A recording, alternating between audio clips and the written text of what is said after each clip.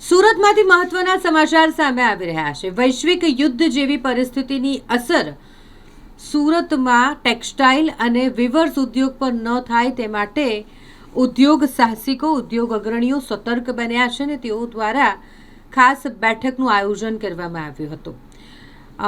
ફોગવાની આગેવાનીમાં બેઠક મળી હતી ને જેમાં મહત્વના નિર્ણય લેવામાં આવ્યા છે। ખાસ કરીને ઉદ્યોગો બંધ ન થાય અને જે કામદારો કામ કરે છે તેમની રોજગારી પર કોઈ અસર ન થાય તેને લઈને મહત્વના નિર્ણય લેવામાં આવ્યા છે। Federation of Gujarat weavers welfare તેમજ વિવિધ એસોસિએશનની સાથે આ બેઠક મળવા પામી હતી ને જેમાં મહત્વના નિર્ણય વિશે વાત કરીએ તો હાલ જે પ્રકારની પરિસ્થિતિ છે તે પરિસ્થિતિને પહોંચી વળવા માટે એક પાળીમાં જ કામ કરાવવામાં આવે તેવો નિર્ણય કરવામાં આવ્યો છે। જે ઉદ્યોગો 24 કલાક કાર્યરત છે તેનો વિરોધ ન કરીએ તેવું પણ આમાં નક્કી કરવામાં આવ્યું છે અને સાથે સાથે અઠવાડિયામાં એક દિવસ ફેક્ટરી આઉટલેટ કહી શકાય કે ઇન્ડસ્ટ્રીઝ જેને બંધ રાખવામાં આવે એક અઠવાડિયામાં એક દિવસ બંધ રાખવાનો પણ નિર્ણય આ બેઠકમાં કરવામાં આવ્યો છે।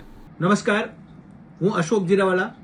આજે ફોગવાની અને સંયુક્ત સુરત શહેરના તમામ એસોસિએશનની એક જાહેર સભા મળી હતી। તેની અંદર આશરે મોટી સંખ્યામાં વીવર્સો ઉપસ્થિત રહ્યા હતા અને એમાં એક સર્વાનુમતે નિર્ણય કરવામાં આવ્યો છે કે એક પાળી આપણે ઇન્ડસ્ટ્રીઝને ચલાવવાની છે અને અથવા તો 2 અઠવાડિયામાં 2 રજા વીકલી 2 રજા રાખવાની છે। પણ કોઈ પણ જગ્યાએ કોઈ પણ 24 કલાક માટે જો વર્કર હોય તો એમની રોજગારીનું ધ્યાન પણ આપણે રાખવાનું છે, કારણ કે તો 24 કલાક તમે ચલાવો છો એનો પણ વિરોધ કરવાનો નથી। પણ આપણે અત્યારે યુદ્ધની પરિસ્થિતિની અંદર આપણે વેચાણ ઉપર પણ ધ્યાન આપવાનું છે અને ખરીદી ઉપર પણ ધ્યાન આપવાનું છે, જેથી કરીને ગ્લોબલી આપણા બિઝનેસને કોઈ પણ જાતનું નુકસાન ન થાય એના માટેની ખાસ આ સભાની અંદર ચર્ચાઓ થઈ છે અને સર્વાનુમતે એક સુરમાં એક જ અવાજે તમામ એસોસિએશનો સાથે મળીને આજે એક જાહેરાત કરવામાં આવી હતી કે એક પાળી ઇન્ડસ્ટ્રી બંધ રહેશે।